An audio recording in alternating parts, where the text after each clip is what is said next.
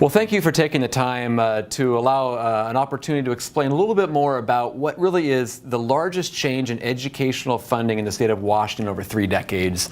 As I've been out and about talking about the bond measure and tax implications, I get a lot of questions every day about this McCleary tax implication. What does it mean for a Walla Walla taxpayer?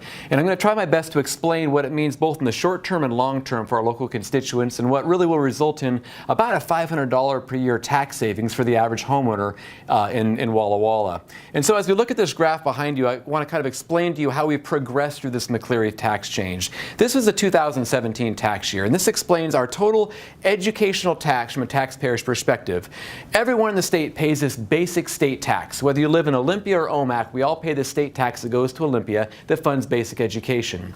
The largest chunk of the taxpayer's burden in Walla Walla has to do with the school levy. Now remember, levies are for learning, bonds are for buildings. This levy pays for the rich and wonderful experiences our community continues to afford our students, whether it's AP or honors classes at the high school, all the way down to middle school sports and activities, orchestras, bands, and choirs, and so many of the amazing opportunities we provide our students. And the top piece is what we've been talking about the last 2 to 3 years here, is that bond measure, that replacement of that Edison bond measure. This is our total tax burden back in 2017, last tax year, about $6.70 for the average homeowner.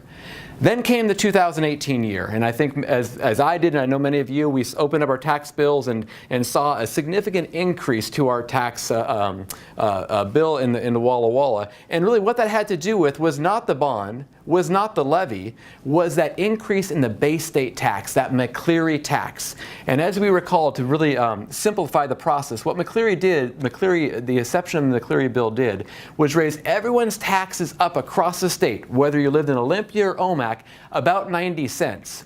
With the implication then, when we get to 2019 year, they have now statutorily capped what districts can collect on their levies. So you can see as we move from this tax year to next tax year, the bond, if approved, will stay the same at that replacement bond at $1.23 per thousand, really the smallest of our tax burden here in the Walla Walla jurisdiction. Our levy, however, goes from almost $3.50 down to the new statutory cap at $1.50, shaving off nearly $2 per thousand assessed value for all homeowners and property taxpayers within the Walla Walla jurisdiction.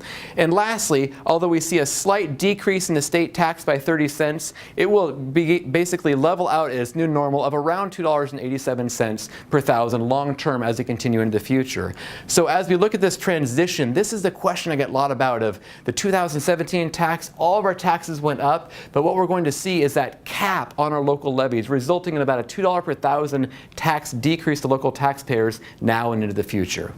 So I hope this has explained a little bit about that kind of tax momentum and the tax hump we saw this tax year, but the tax relief that's coming into the future. If you have any questions, please don't hesitate to give me a call, and I will be happy to sit down and walk you through the Senate bills and the legislation that approve this tax relief for Walla Walla taxpayers.